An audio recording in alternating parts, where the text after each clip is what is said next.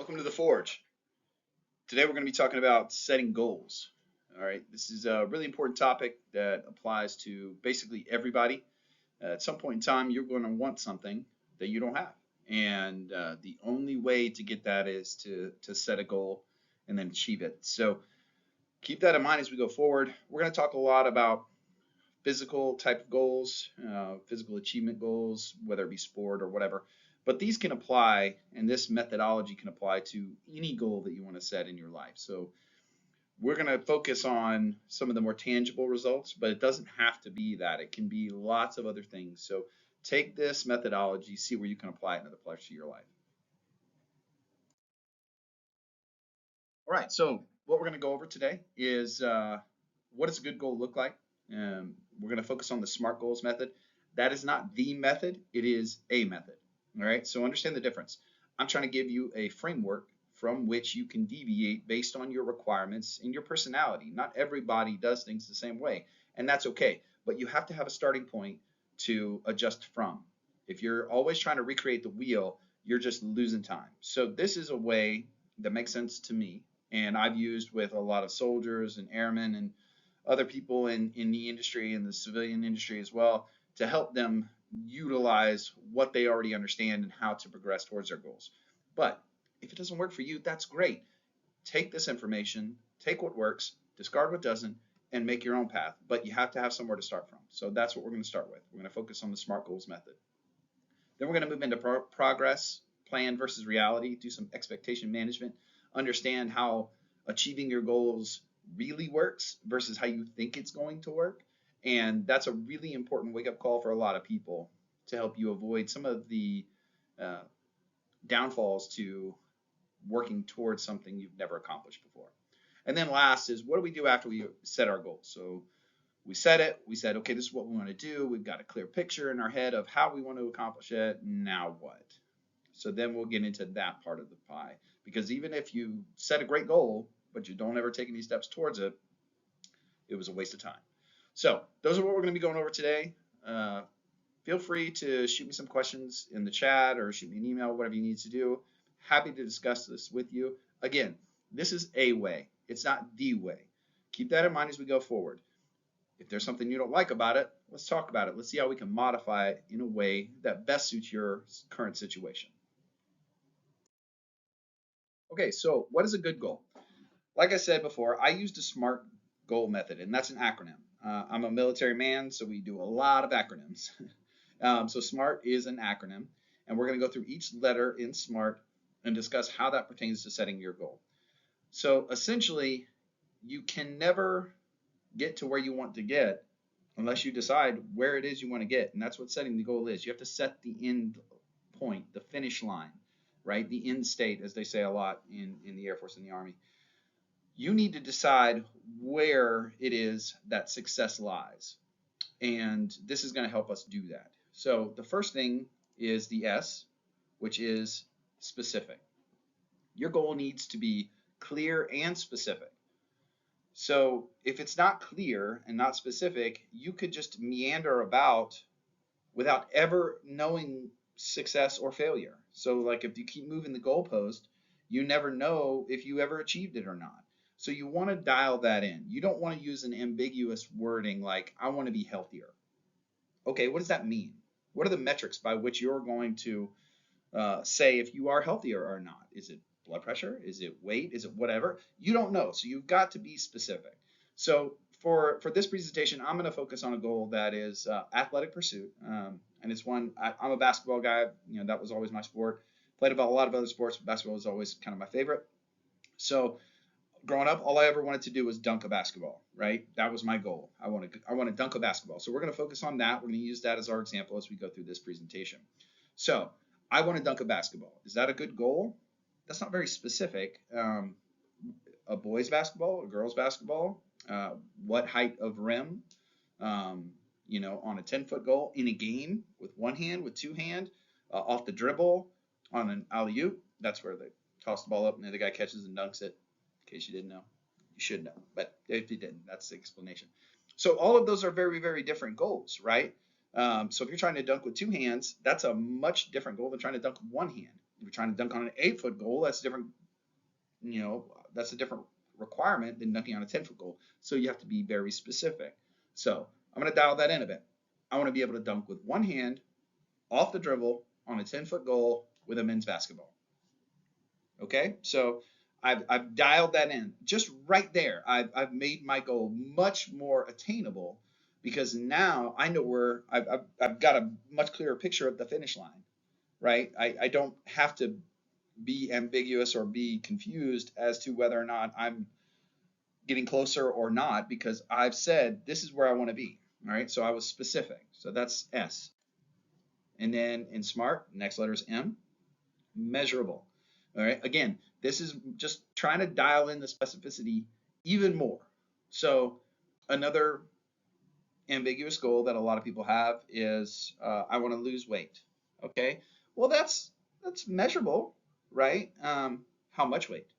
How what are you gonna do? Are you talking body mass? Are you talking fat loss? Are you talking overall body weight? What are we talking here? The you have to be able to decide what metrics you're going to apply to your goal in order to say if you're getting closer or further away. Because if you don't know what you're basing success on, you can't tell if you need to deviate from your current plan or your current progress. You don't even know if you're making progress because you don't have any way to measure against it. So we already said that we want to dunk a basketball, men's basketball, off the dribble, one hand on a 10-foot goal. Okay, those are all fairly accurate, but we probably want to assign some other different metrics to see if we're improving towards that goal. So a really easy one to do on this one is your vertical jump. There's lots of different ways to measure your vertical jump, and we can go down that rabbit hole all day if you want to. But the two basic ways is you have a standing vertical jump where you're standing still, you jump straight up, see how high you can touch, and then your running vertical jump. Same thing, you just are able to run before you jump. So those are going to be our two measurable portions of the goal. So we need to decide, or we need to assess first where we're at, and then where we want to be, and then that gives us our range, right? That gives us how we need to measure or what we need to measure as we go forward and say, okay, I'm improving along these measurable metrics, or I'm not. And if I'm improving, then I'm going to continue on my path. And if I'm not improving, maybe I need to deviate. We're going to talk about that a little bit more later, but has to be measurable. You can't let it just be out there in the ether and be very subjective. You want to be as objective as possible. Not always easy to do, depending on the goal. That's why we try to stick with the physical pursuit in this example. But as you become more abstract, I want to be a better writer, I want to be a better teacher, those metrics become harder to define. And some of them can be subjective, based on, my class's end of year survey about how I did as their instructor.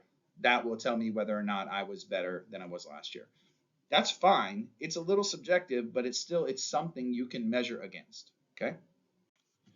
Next, we move on to A, attainable but ambitious. All right, this is a really, really key one. So if I said I want to dunk a basketball on an 8-foot goal and I want to use a girl's ball, okay, that's super attainable.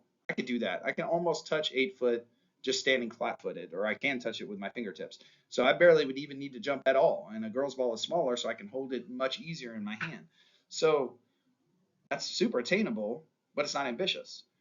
Goals that are super attainable, one, probably don't require a great deal of goal setting and thought on your part because you can just knock them out. They're super easy. Most of the time, super attainable goals you don't even think about, you just achieve them.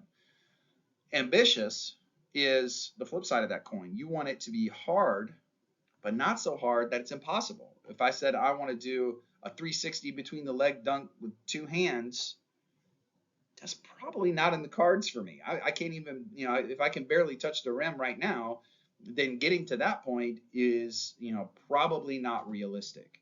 That being said, ambitious, in my opinion, I would err on the side of ambitious as opposed to attainable, right? So you want to be in the middle somewhere. You want something that challenges you, but not something that is so incredibly difficult that you give up at the very beginning because you're like, this is a waste of my time, right? So You want to push yourself, but it also has to be something that is achievable in your mind.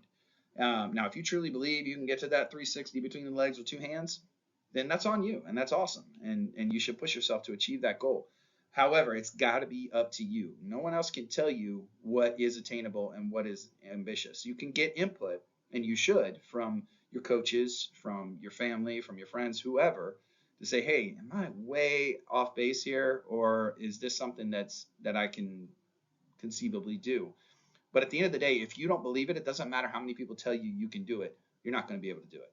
So it's got to be up to you, and you've got to make that decision. So attainable, but ambitious. Push yourself, but make it realistic. All right, relevant.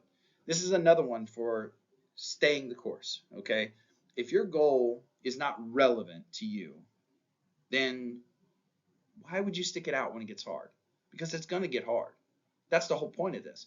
If it didn't get hard, you would have already done it, right? If it was easy, the goal would have been accomplished and we wouldn't be having this conversation. So it's going to get hard. It's going to get difficult.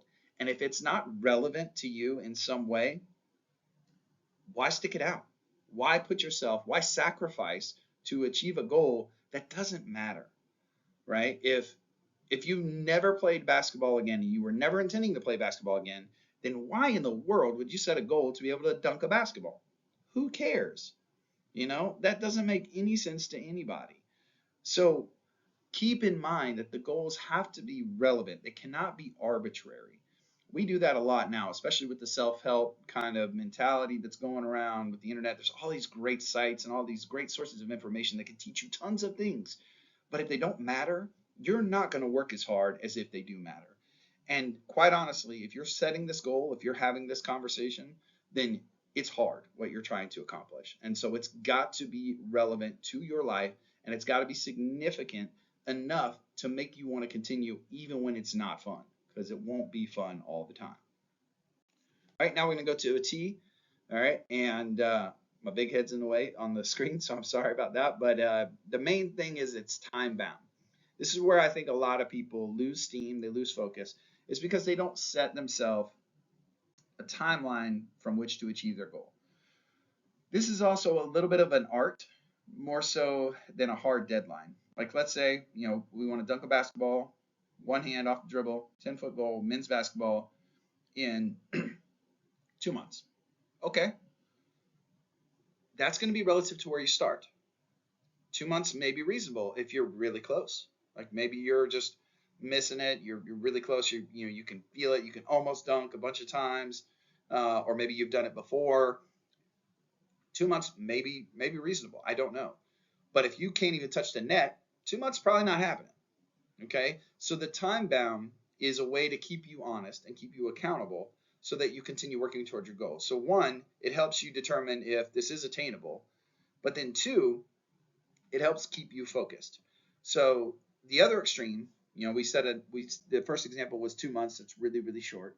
Let's say in 10 years. Okay, in 10 years, I want to be able to dunk a basketball.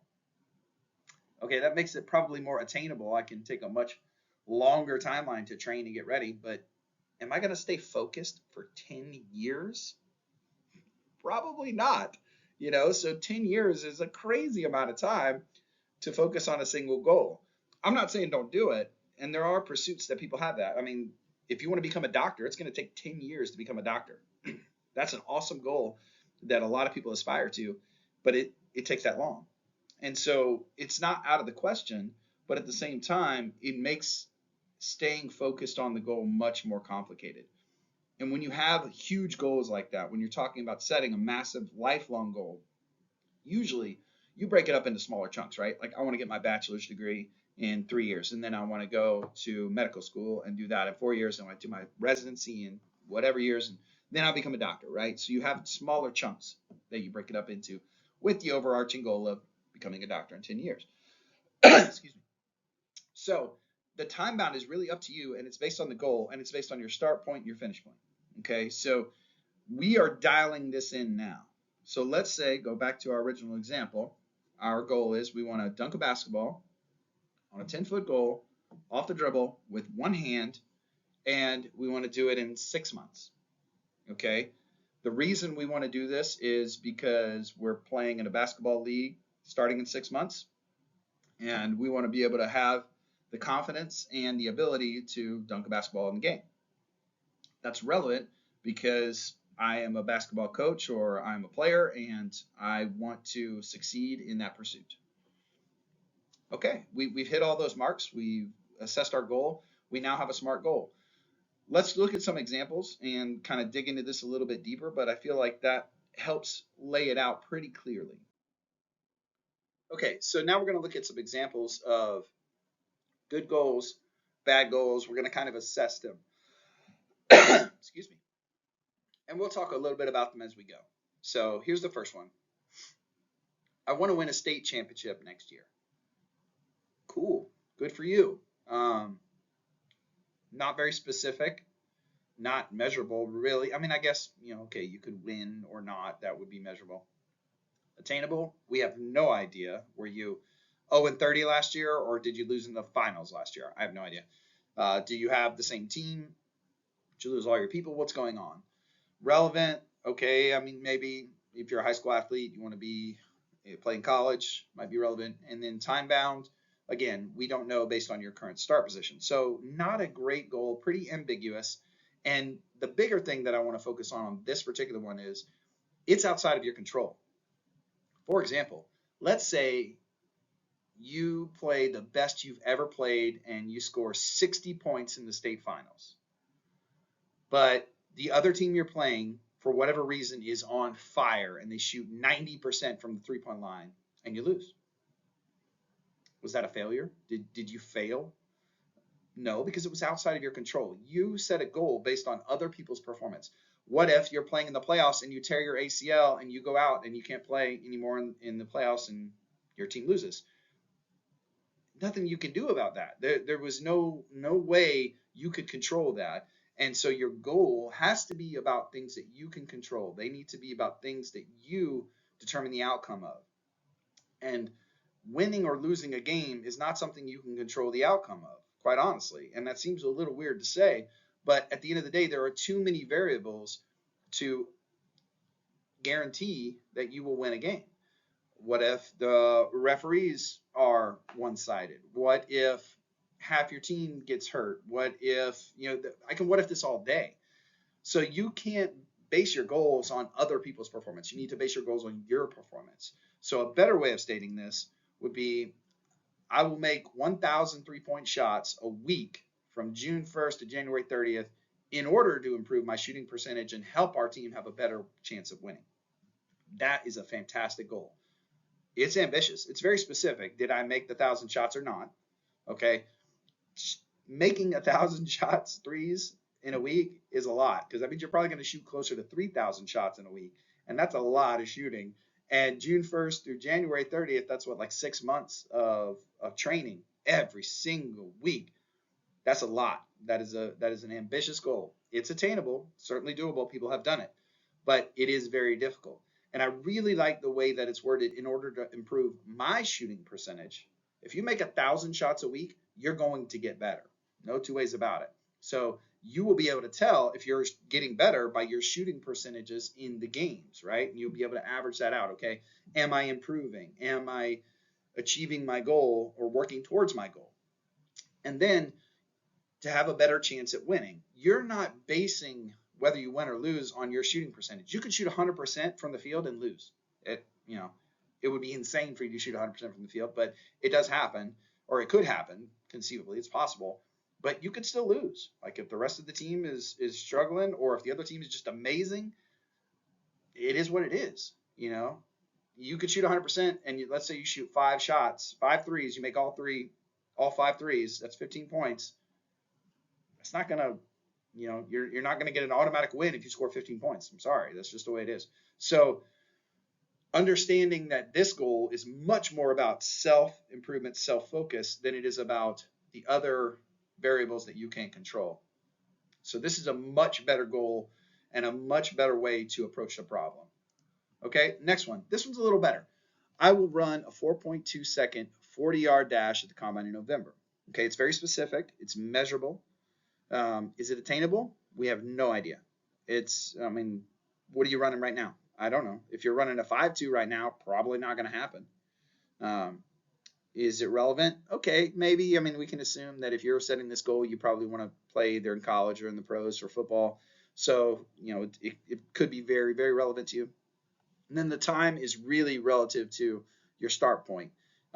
If you're running a 4.3, and I'm recording this in May, so November is what, like 6 months away. If you're running a 4.3 now, then 4.2 is reasonable. I think that's time bound is reasonable. If you're running a 5.3 right now, then that time bound is not reasonable. Like you're not going to get that most likely. So we don't really know where we're starting. So that's what we need to kind of clear up with this. And of course, my big head is in the way. So this is a little bit better goal, right? It says, I will improve my 40-yard dash time from 4.4 seconds to 4.2 seconds prior to the combine in November, and then it added a Y in order to improve college recruiting. Okay, so we attached a start point, and then we also attached a reason why. Okay, so it made it relevant and it made the goal much more attainable. So 0.2 seconds improvement over a 6-month period is probably something that we can achieve. At least, I mean, it's still ambitious. That's a tough distance to cross. You're already really fast. If you're running a 4.40, that's super fast. And then to get to a 4.2, that's incredibly elite. So, this is a very high end goal. This isn't going from like a 5.2 to a 5. That's a different scale, right? Those are different places altogether. So keep that in mind as you get better and your goals continue, because you're going to want to keep getting better. The more elite you are, the smaller the window you have for improvement. And that's just the nature of our bodies. That's the nature of who we are as people and as athletes. When we become more elite, our margins get smaller. And that's okay, but you just have to understand that and project. 6 months, 0.2 seconds, you're working with a track coach every day. There is that is possible and still ambitious. So much better goal.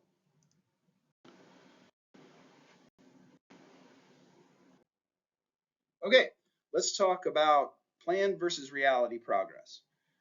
So we've set our goal. We went through that whole song and dance. We want to dunk a basketball and a men's basketball 10-foot goal, one hand off the dribble within the next 6 months. Okay, so we've got our goal. We've got our finish point, right? That's over here. That's our goal. And then we do an assessment. This is the biggest step that I think most people miss. You need to do an honest assessment of where you're at. That's why I like to use measurable goals, because it's really hard to cheat yourself or lie to yourself when you're measuring something. In this case, I measure my vertical jump and I see what it is. Okay, I can currently jump 24 inches. Okay, it is what it is. It doesn't matter how I feel about it. It doesn't matter if I want it to be more or if I'm happy about it or not. It doesn't matter. It is measurable. It is something that is concrete, and it is a performance-based task. So that takes all the questioning out of it. If I am currently at 24 inches on my jump, and let's say I've determined that I need to be at 36 inches to be able to dunk a basketball, then that's a 12-inch improvement I need to make on my vertical jump. That is a measurable goal. I can tell you if I'm improving towards that goal. Did I gain any vertical inches this week? Did I not? And that is the only way to be specific about how we're progressing. So assessing yourself is super important. And this becomes very difficult when the goals are, let's say, not athletically based. If it's more of a mental goal, or if it's a little bit more of subjective, then that becomes a little bit more of a soft science. And you really have to focus on where you're at, where you want to be, and what the delta in engineering speak is, the difference between those 2 points. So let's say we've done that. We set our starting point. We got our goal. All right. We draw a little chart here because I'm an engineer and I'm a nerd and I like to draw charts. You're welcome. And on the vertical axis, we have progress. So that's how much we're going to need to improve to get to our goal, right? And so for this one, vertical jump is a good assessment. So I need to improve 12 inches So my progress bar could be inches, it could be poundage of lifts, it could be whatever your goal metric is that you're trying to achieve. This is where the progress is. And then you, on the x-axis, you have time, right? So for my time goal, since I set a 6-month goal, I'm going to have 0 at my start point. I'm going to have 6 months at my end point. And then I'll break up the time however I want. But essentially, that is the progression. So makes sense, right? You have a start point, you have an end point. Progress over time should look kind of like this. You start here and you improve over time towards your goal until you achieve it. Makes sense, right? Sure. That is logical. That's how it should happen. That's not how it happens. Sorry. Most likely, this is how it happens. So you start off, you're super excited, you're fired up, you're ready to go, you've been thinking about it, you've done your goal planning, you've done your assessment, you're ready to go, right? Yeah, get this. And you hit it hard. And so you have an initial adaptation area, right? You're jumping more, you're working out hard, you're motivated, you're excited, you're doing all the right things, you're making all the right decisions, and you see improvement right away. That happens in almost every endeavor. We call those like beginner gains. You probably hear that if you were in the weight room. When you first start out doing something, you have improvement right away. Some of that is neuromuscular. Your muscles are just learning how to work together better at the particular endeavor. Some of that may be, just metabolic conditioning. You're just getting better at doing some of those activities for a longer period of time, which then contributes into some initial improvement. Whatever the case may be, usually at the beginning, you see a huge jump in performance way above your projected scale, right? You're like, yes, I'm killing it. I'm doing great. Excuse me. Then you hit a plateau, okay? Plateaus happen. You've gotten all your initial gains, starting to get a little tired. It's getting cold outside. Maybe you don't want to go out and run, or maybe you don't want to go work out. Maybe you got school, maybe you got work, whatever. Something happens and you kind of plateau. Your improvement stalls. This is the first place people quit. Okay, you got all this improvement, you're riding high, and then boom, you stop, and you're like, oh, why am I even doing this? It's wasting my time. I'm out. So this is our first point that people quit. I would say that the majority of people stick it out and they realize, okay, I'm stalled. I got to do something different. So what do? Dial up the intensity. Let's go 2-a-days. Let's go 6 days a week. Let's just get after it. I'm not working hard enough. That's usually the answer. So you just start crushing it. You're hitting it hard. You're doing 2-a-days.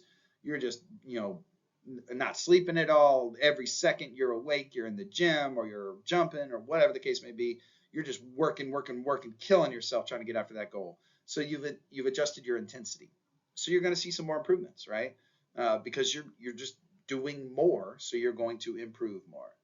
But that's pretty short-lived, and then you usually get hurt.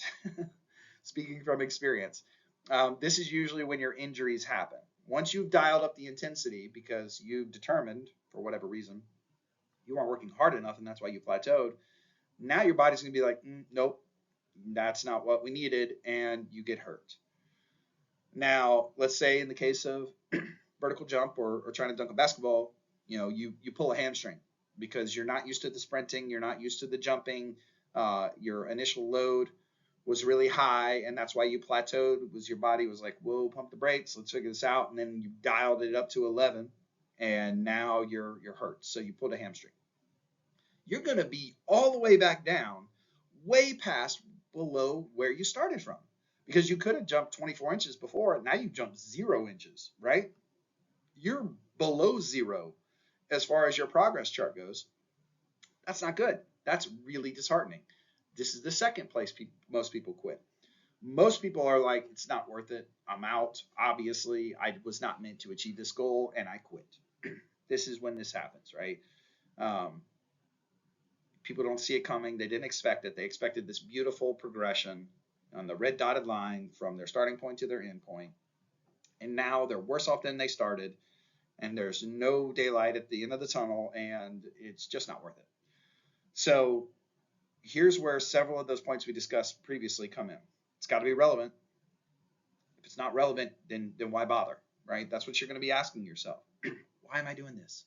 Why am I risking, my health? Why am I risking my time? Why am I sacrificing all these other things? This is where you have to answer that question. And that's really where that relevant, part of the SMART goal setting comes in. So now you have a recovery period. If you're smart, which I am not all the time, you rest and you do another assessment. Okay, you let your body heal, but while you're doing that, you say, okay, well, why did I get hurt? Was it just a mistake? Was it like a crazy accident? Did I get in a car accident? Did I get, fall on my bike? What happened? Why did I get hurt? Um, what was I doing before that? How was my nutrition? Was I eating properly? Was I sleeping enough? Was I giving my body enough chances to recover? I don't know, but this is the perfect time to reassess the way you were approaching your goal.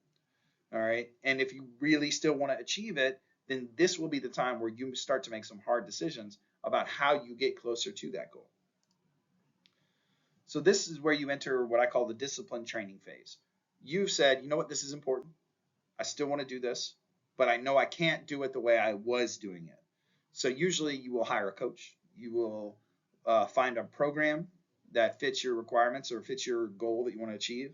And you'll start working at a much more measured and methodical pace, right? You're not going to go out and just crush it whenever you think you're not doing enough. You're going to just keep working. You're going to put your head down, you're going to follow the process, and you're going to improve. So the discipline training area will give you a softer slope, but still progressing towards your goal. And you're going to improve because you're doing something better than you were doing before, even if it takes a little bit longer. But because you've got the wisdom from making those mistakes in the past, you're going to realize it's okay if I'm not going as fast as I was, because it's better to go slower. Over time, you will get higher than if you get set back, right? So you've decided that and you're making those kinds of decisions. Then you hit another plateau. Happens, all right? Your body changes as you work on it and as you improve and as you do things. You're going to max out your capability, whether that be, muscular size. You've reached a point where your muscles physically have to grow for you to get stronger, or you've maxed out your efficiency to where you're jumping as high as you can with your current technique. Even though your muscles still have more to give, you're just not any better at it. Maybe you're not sleeping enough. Maybe you're not drinking enough water. You're dehydrated all the time. I don't know. But for whatever reason, your training plan, even as good and detailed as it is going to become stagnant at some point. And then you have to do another assessment. Say, okay, why did I stop improving? Maybe I make some changes. All right. So this is the point where you say, okay, I want to start working with a technique coach, instead of just a weightlifting coach. I'm plenty strong now. Now I want to get better at the act of jumping, right? I want to change my direction a little bit, and you want to make some training modifications. That's going to get you over the hump because you've gotten all the gains you're going to get out of whatever it is you were doing previously. Now you need to make some changes, and that'll improve and get you to where you need to go for your goal. So the green line is much more likely to happen than that perfectly linear progression of the red dotted line. Now, here's where it really becomes useful to understand this. If you expect setbacks, if you expect plateaus, if you expect having to make changes, you're ready for them when they happen. All right? When people quit, it's because they're surprised. Oh, I didn't know this was going to be this hard. Oh, I didn't realize I was going to get hurt. Oh, no, why am I not improving? I need to quit.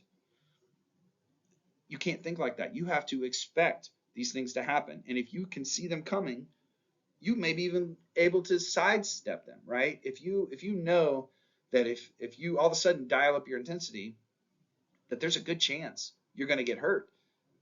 Maybe you don't dial up your intensity. Maybe you talk to a professional before you decide to do that, or maybe you just do a little bit more, not twice as much. So those kinds of things will help you improve and be on a more consistent path. But if you don't see them coming, if you don't expect them to happen, when they hit you in the mouth, you're going to crumple. All right? You are not going to be able to get back up after that injury, after that plateau. When things start to get really, really, really hard, and you are trying to figure out why you're doing this in the first place, that's when you need to understand, hey, this is part of the process. This is what happens when you train. I heard a great quote the other day that said, when you're training and when you're trying to improve, the tasks don't become easier, right? You just get better at dealing with the hard. You know what hard feels like. So you understand that this is how it's supposed to go. And so you're not afraid. You don't quit. You don't let yourself get talked out of what you're doing. Understand this is what hard feels like. And now you can move past it because you've been here. You know what it's coming. You know what's going to happen next. After you get through the hard, you're going to get better. All right. If you don't know what hard feels like, you're going to quit. And nobody wants that. We're trying to get towards our goal. So don't imagine the red dotted line. Imagine the green line. Focus on getting past it and focus on staying motivated and disciplined. Discipline always beats motivation. So focus on staying disciplined towards your goal and achieving what you set out.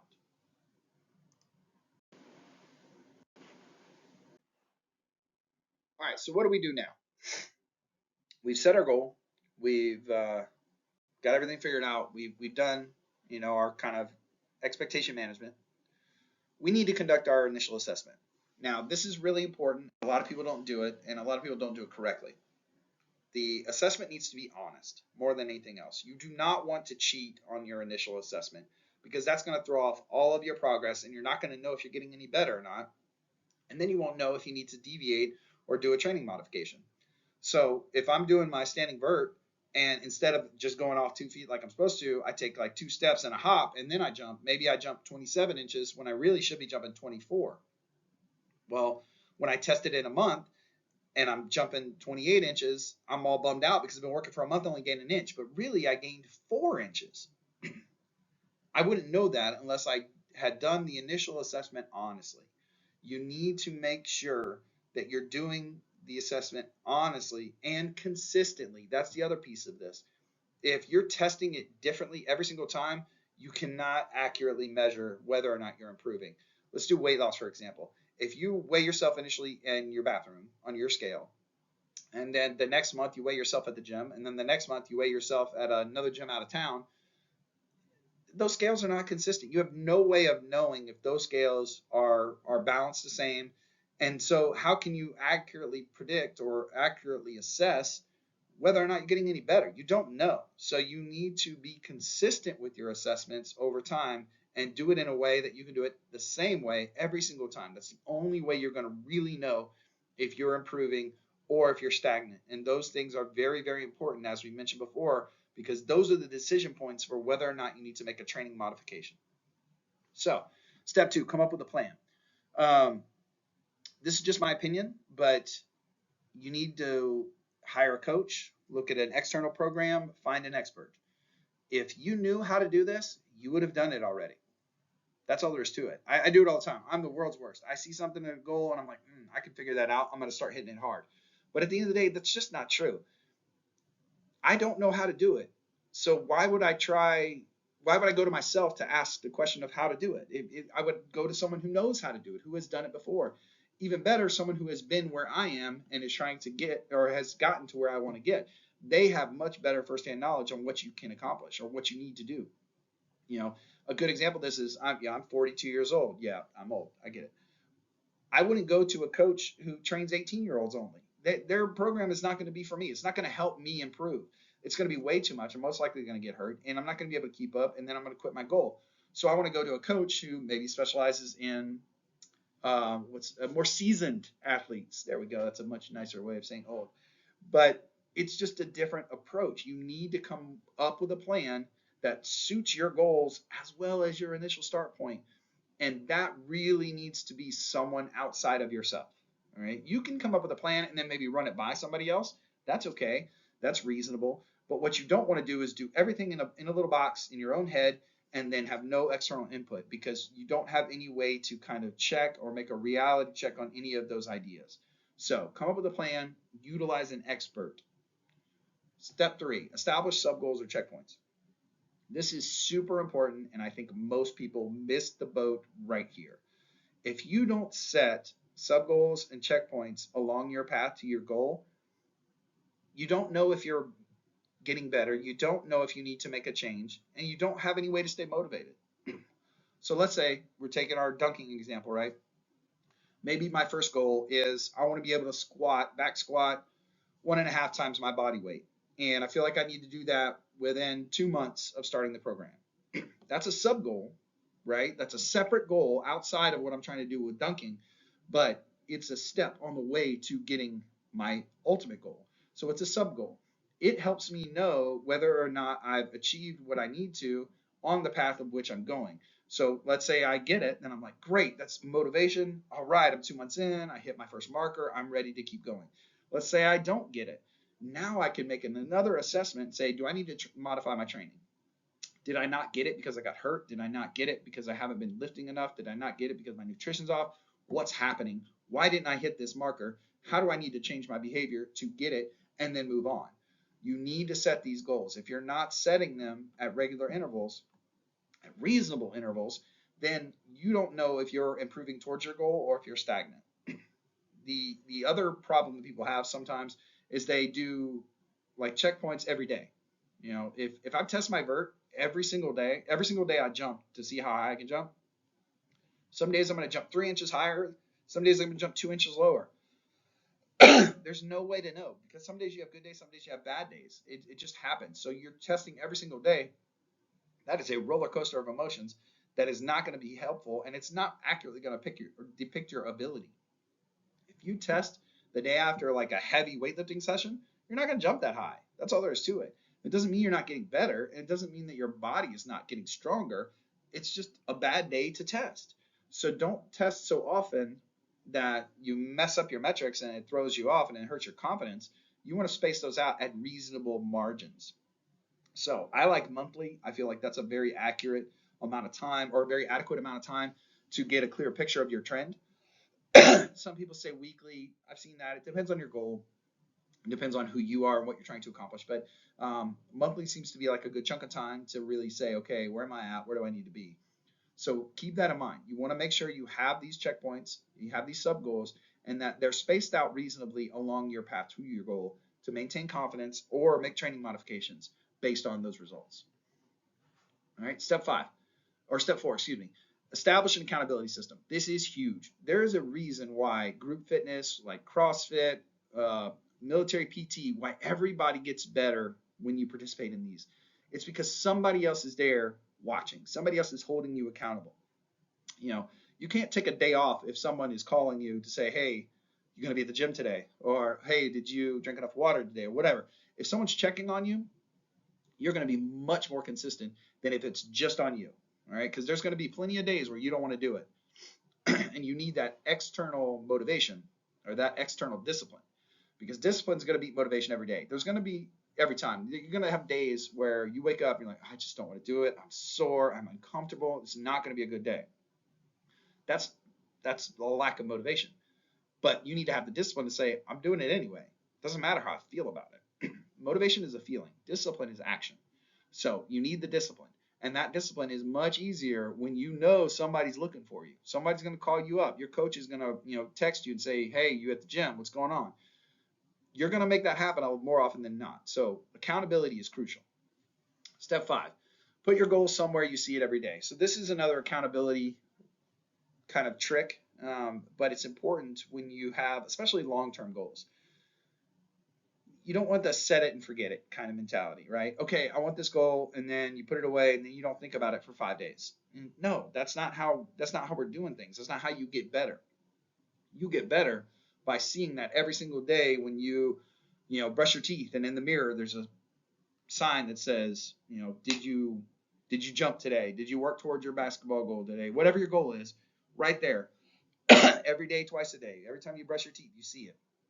That's going to keep it in the forefront of your mind. That's going to help you make those tough decisions. Like, do I want that extra piece of cake, or do I want to stay up till midnight playing on video games when I should be getting sleep? That, frequency of touching the goal and visualizing it is going to help you understand why you're making these sacrifices. It's going to remind you of what you're working towards. And that's super important when times get hard, because they will. That's the whole point of this. And then lastly, celebrate your achievement. Be excited about it. When you hit one of your sub goals, like you hit that 1.5 times body weight on your squat, man, get fired up. If you're into social media or whatever, post it on Instagram, talk to your friends, record a video, whatever. But get excited. Have something that motivates you, because you need that. You need that excitement. You need that celebration, because it's hard. And you need to be able to look back at something and say, man, that was fun. I want to get that again. I want to feel that way again. That's why I'm working towards this goal. And that will help you develop that discipline in those days where you just don't really want to do it. All right. So celebrate your achievement. It's like my man right here. I don't know why. I just think that's super funny. So, in conclusion, clear goals can be the difference between success and failure. If you don't set clear goals, you never know if you actually achieve them. Ambiguous goals become things that are always just right out of reach, just down the road, just around the next corner, and you can't ever quite get there.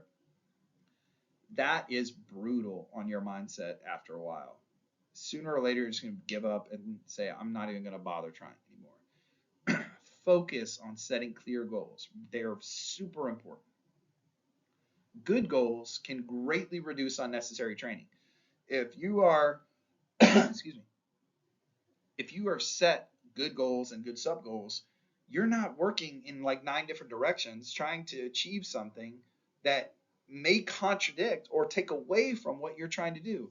If you set the goal to dunk a basketball and then somebody's like, hey, you want to go run 10 miles tomorrow, maybe that's not a good idea, because that's going to detract from your goal of trying to dunk a basketball. Your legs are going to get tired.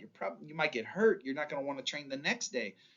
It's helping you focus on what's important, and it helps you reduce a lot of those like fact finding things. Well, maybe I'll try this, maybe I'll try that, maybe I'll try. No, you have a goal, you're focused on it, and you're moving towards it. And anything that's not moving towards it is done. It's out of the picture. That's why you need to set these good goals. Once you've set these good goals, it needs to be a daily focus. What did you do today? How did I get closer to my goal? What did I accomplish? Now, that's not saying you have to do something every single day. It's not saying like, hey, I want to dunk, so if I didn't do a max vert test every single day, I didn't get closer to my goal. That's not true. Sometimes what you need is rest. Hey, I'm resting today. I'm letting my body recover so that I can be better tomorrow when I go back to the gym, right? I'm recovering because I was hurt. And while I'm recovering, I'm reading about jump technique. I'm watching videos about how mobility and how to prevent injury in the future. That's helping me get closer to my goal. So it doesn't mean that you need to be crushing the weights or in the gym doing sprints every single day. It means you need to have the presence of mind to say, what am I doing today to get better so that I can achieve my goal tomorrow? So that's the whole class. There is tons more we can talk about as far as this goes. I'm always open. Please give me a shout. Really enjoyed talking to you about this. But make good goals. Keep working hard towards them. Stay disciplined. And we'll catch you on the next class. Take care.